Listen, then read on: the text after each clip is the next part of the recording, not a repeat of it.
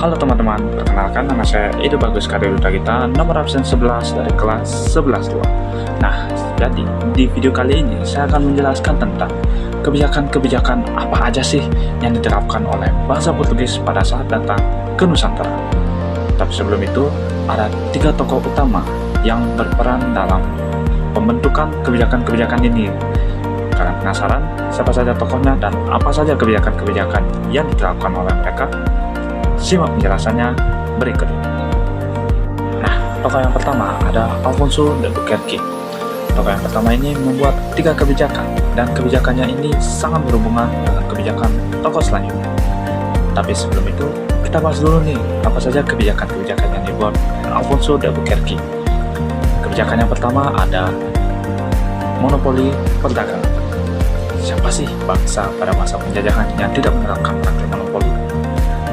Di sini, Alfonso de Albuquerque juga menargetkan Maluku sebagai pusat perdagangan karena kekayaannya akan rempah-rempah. Kebijakan ini juga membuat masyarakat Maluku merasa sangat tertekan.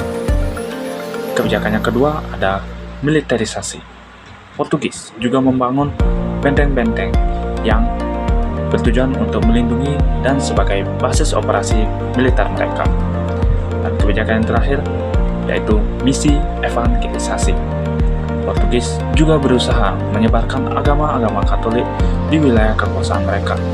Dan kebijakan yang ketiga ini dipelopori oleh motivasi 3G, yaitu pada bagian gospel.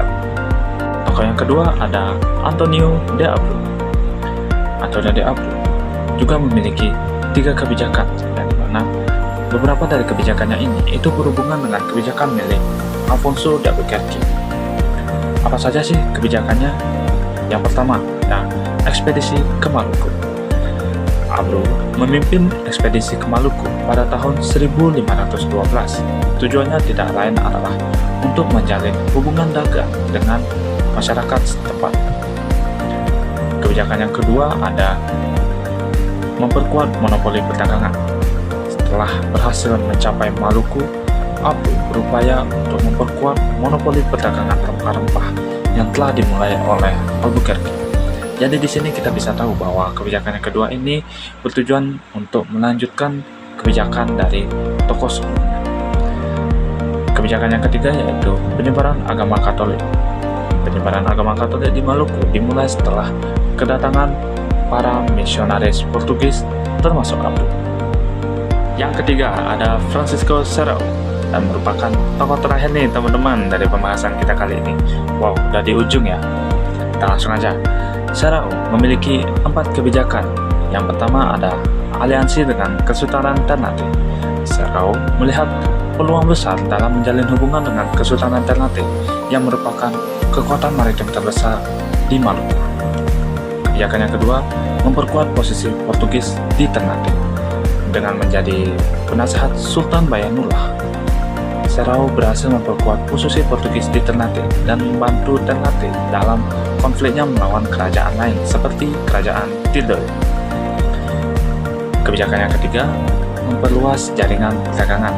Selain dari 2 kebijakan tadi, Serrao juga tidak lupa untuk memperluas jaringan perdagangan mereka dan memberikan informasi tentang sumber daya alam di daerah tersebut. Dan yang terakhir, menguasai wilayah strategis. Serrao dan Portugis mampu secara bertahap memperluas pengaruh mereka di wilayah-wilayah strategis Maluku.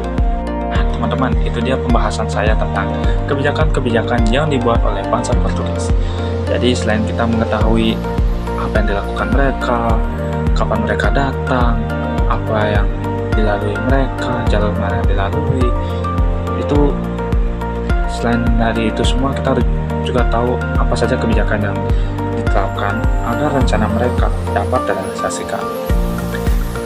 Untuk kesan saya dalam apel sejarah kali ini benar-benar beda dari yang sebelum-sebelumnya, karena kali ini saya benar-benar merasa terpacu untuk tampil dan juga murid-murid lain itu menjadi berani untuk menampilkan diri mereka.